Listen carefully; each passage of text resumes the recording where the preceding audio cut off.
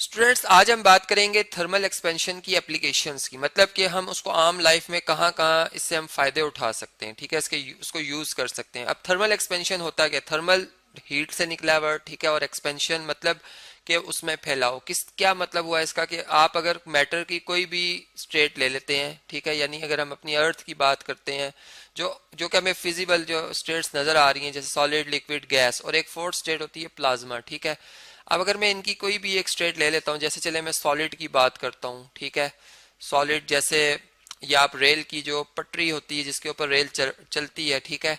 इसी को अगर आप देख लें तो ये सॉलिड फॉर्म है मैटर की, ठीक है। अब इसमें गर्मियों और सर्दियों में जो है वो सिकुड़ने का और फैलने का प्रोसेस होता है। मतलब मैटर की अगर हम काइनेटिक मॉलिक्यूलर थ्योरी ऑफ जो हमारे पास मैटर है, अगर हम उसको देखें तो उसमें हमने देखा था सॉलिड्स के जो मॉलिक्यूल्स होते हैं वो आपस में काफी क्लोजली बाउंड होते हैं, बहुत आपस में क्लोज क्लोज होते हैं, जबकि लिक्विड के जो होते हैं मॉलिक्यूल्स वो दूर दूर होते हैं, इतने होते हैं कि एक दूसरे के ऊपर स्लाइड कर सकें, जबकि गैस के मॉलिक्यूल्स बहुत आपस में दूर दूर होते हैं, ठीक है जी।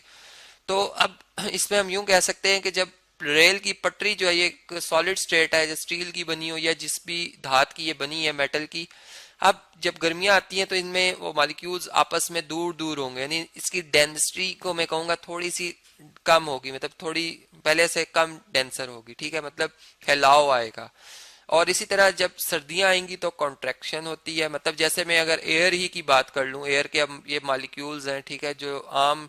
मतलब मैं यूं बात कर सकता हूं कि गर्मियों में ये आपस में दूर दूर होते हैं, मतलब थोड़ा सा हम ये कहते हैं डेंसिटी जो है वो एयर की थोड़ी क्या हो जाती है, कम हो जाती है, जबकि सर्दियों में वही एयर के मॉलिक्यूल्स आपस में कॉन्ट्रैक्ट हो जाते हैं, मतलब काफी क्लोज क्लोज आ जाते हैं, ठीक है, इसलिए वो डेंसिटी जो होती है एयर की वो इंक्रीज कर जाती है। तो इस तरह अब हमने एक्सपेंशन अगर देखनी है तो एक्सपेंशन मतलब गैसियस फॉर्म में, मैंने एयर की एग्जांपल दी, ये भी एक है। और इस तरह से अगर हम यहाँ पर देखें तो ये मैंने आपको रेल के पटरी की जो एग्जांपल दी। अब लिक्विड्स में भी ये होती है। अगर लिक्विड में कैसे होगी जी? लिक्विड में जैसे हम मरकरी की बात करते हैं, ठीक है, या अगर वाटर ही की बात कर लें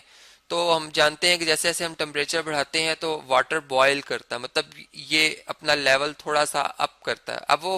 क्यों करता है? इसके मॉलिक्यूल्स क्योंकि वो आपस में दूर दूर हो जाते हैं, उनकी जो मतलब जो आपस में पहले क्लोज थे, अब वो एनर्जी इतनी आ गई है कि वो एक दूसरे से थोड़े दूर हो जाते हैं, वो फोर्स जो कि इनको जकड़ के रखती है वो थोड़ी कमजोर पड़ जाती है, ठीक है। तो यहाँ पर मैं ये कह सकता हूँ कि ये हमारे पास जो मॉलिक्यूल्स हैं, वाटर मॉलिक्यूल, अब मरकरी की बात मैंने इसलिए की है कि इसकी तो डेंसिटी ज्यादा होती है, मतलब कि वाटर से इसकी डेंसिटी जो होती है वो तकरीबन 13.6 टाइम्स ज्यादा होती है, ठीक है। अब हम ये बात करते हैं कि मरकरी जो है, जब हम इसको थोड़ा सा मतलब थोड़ा सा भी टेम्परेचर जब प्रोवाइड करते हैं तो इसमें एक ज्यादा रेज आ पाता है, मतलब इसके मॉलिक्यूल्स जरा एकदम दूर जब फैलते हैं तो चूंकि इसकी डेंसिटी ज्यादा है तो बहुत ज्यादा मॉलिक्यूल्स एक छोटी सी स्पेस में मौजूद है, मैं यूं कह सकता हूँ, ठीक है। तो अब वो क्या होगा, जब वो एक्सपैंड करते हैं तो हमें टेम्परेचर मेजर करते वक्त बड़ी आसानी हो जाती है। मतलब हम मरकरी के जो थर्मोमीटर्स हैं वो घरों में इस्तेमाल करते हैं, जिसमें दो तरह के स्केल्स शो हो रहे होते हैं, फ़ारेनहाइट में भी और डिग्री सेल्सियस में भी, ठीक है। अब दोनों में हमने एक वो रिलेशन भी बनाया होता है कि अगर कितने मतलब कितने फ़ारेनहाइट कितने डिग्री सेल्सियस के बराबर होगा या इस तरह से, तो हम बड़ी आसानी से फिर देख लेते हैं कि नॉर्मल ह्यूमन बीइंग का जो अगर 37 जो है वो हम कह सकते हैं कि डिग्री सेल्सियस जो है अगर इसका नॉर्मल टेम्परेचर है, ठीक है, या फिर ये कितने फ़ारेनहाइट में बन जाता है उसको हम फिर कन्वर्ट करके देख लेते हैं, तो इस तरह से हमें अपने टेम्परेचर का पता चल जाता है, इंटरनल बॉडी के टेम्परेचर का, कि कहीं हमें बुखार तो नहीं, ठीक है जी। अब जब हमें ये बात समझ में आ जाती है तो फिर हमने देखा कि हम जो ये जो हमारे पास थर्मल एक्सपेंशन है, जिसमें कोई भी मैटर की स्टेट आ जाए, उससे हम अपनी लाइफ में और भी बहुत से काम ले रहे हैं। जैसे मैं यूं बात कर सकता हूँ कि हमारे पास अगर ये दो मेटल ही की रॉड्स हैं, ठीक है, इनको हम आपस में अटैच करना चाह रहे हैं, ठीक है, मतलब इस तरह से इनको आपस में बहुत ज्यादा टाइट करना चाहते हैं, तो हम इनको मतलब किसी एक ऐसे बैंड से, मतलब यूं कह सकते हैं कि या किसी एक ऐसे मेटल से जो कि मेटल ही की एक स्टेट है जी, उसको बहुत हीटअप किया जाता है, ठीक है, और इनके गिर्द इस तरह से बांध दिया जाता है, और उसको फिर मतलब उस हैमर से प्रेस भी किया जाता है, ठीक है, मतलब ये आपस में बहुत क्लोज आ जाए। यानी चूंकि वो अपनी उस वक्त जब गर्म करते हैं लोहे को तो वो एक्सपेंशन की हालत में होता है, जिस वक्त सुरख हुआ होता है लोहा, और जब वो ठंडा होता है तो उसने आपस में अब कॉन्ट्रैक्ट होना, मतलब सुकड़ना है, सुकड़ता है तो वो इनको भी अपने साथ जो है वो उस पर फोर्स लगाता है और इनको भी आपस में जो है वो और ज्यादा अटैच कर देता है इन दो, अगर हमने इन दो ऑब्जेक्ट्स को आपस में बहुत ज़्यादा टाइट करके बांधना है, ठीक है। या इसकी मैं और एग्जांपल यूं दे सकता हूं कि हमारे पास बाय मेटल या बाय मेटेलिक भी कहते हैं इसे, बाय मेटल स्ट्रिप होती है। मतलब ये आपको एक पट्टी सी नज़र आ रही होगी, ठीक है, पट्टी सी, ठीक है। अब इसमें ना इसकी इसमें दो तरह के मेटल्स को अटैच कर दिया जाता है। मतलब ऊपर वाला जो है ये आयरन है, ठीक है, चले मैं इसको ब्लैक से लिख देता हूँ, ये आयरन है, आयरन की स्ट्रिप है, ठीक है, और इसका निचला पार्ट जो है ये ब्रास का है। अब दोनों की जो एक्सपेंशन की जो हम कह सकते हैं सलाहियत है वो अलग अलग है। मतलब कि एक कम टेम्परेचर में ज़्यादा एक्सपेंड करती है और एक कम टेम्परेचर में कम, मतलब सॉरी उतनी टेम्परेचर में कम एक्सपेंड करती है। अब होता क्या है कि ब्रास जो है वो ज़्यादा एक्सपेंड करता है, मतलब थोड़ा सा टेम्परेचर तो आयरन की निस्बत ज़्यादा एक्सपेंड करेगा। अब क्या हुआ कि जब हमने एक टेम्परेचर, जब बैटरी से इसको कनेक्ट किया स्ट्रिप को, तो यहाँ से जब वो चार्ज इसमें से पास हुआ तो इसकी एनर्जी, इंटरनल एनर्जी बढ़ी, ठीक है, जिससे वो में हम कह सकते हैं टेम्परेचर बढ़ा, टेम्परेचर बढ़ा तो इससे अब एक्सपेंशन होनी है। अब आयरन कम एक्सपेंड कर रहा है, ब्रास ज्यादा एक्सपेंड कर रहा है। इससे ये हुआ कि ये स्ट्रिप चूंकि बहुत पतली पतली लेयर्स हैं तो वो जो स्ट्रिप है वो इस तरह से ऊपर की तरफ बेंड हो गई। अब इससे हमने क्या मैकेनिकल वर्क किया, या मतलब इससे हम इलेक्ट्रिसिटी में या इलेक्ट्रॉनिक्स में क्या काम ले सकते हैं। मतलब अगर मैं, चले मैं यूं बात करता हूँ कि अगर मैं अपने घर में जैसे हमारे पास आयरन होती है, ठीक है,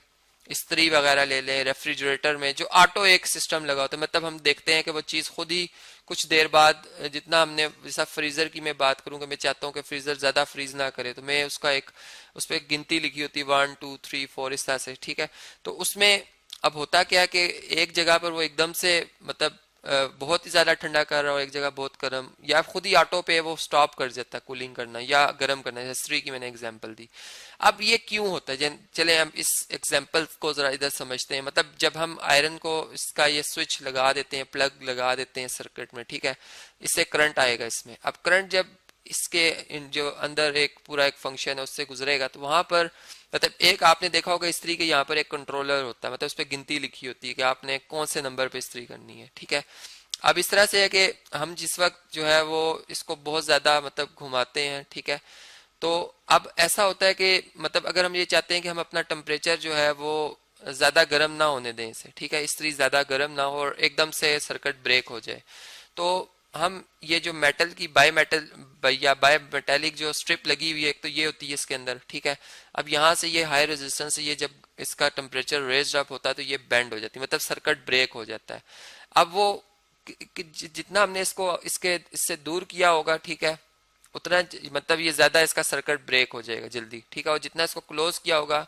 उतना ये देर में इसका सर्किट ब्रेक हो, यानी ज्यादा देर इस्त्री गर्म होती रहेगी, ठीक है। मतलब सिंपल सी फंक्शनिंग है, ऊपर नंबर जो भी लिख दें हम, लेकिन यहाँ पर यह है कि हमने ये किया होता है कि अगर ये क्लोज होंगी, आप खुद देखें, अगर क्लोज होंगी और ये बेंड करेगी भी तो फिर भी मतलब इतनी ज्यादा, यानी जब तक बहुत ज्यादा बेंड नहीं होगी तब तक इस सर्किट को खत्म नहीं कर सकती, क्लोज नहीं कर सकती। इसलिए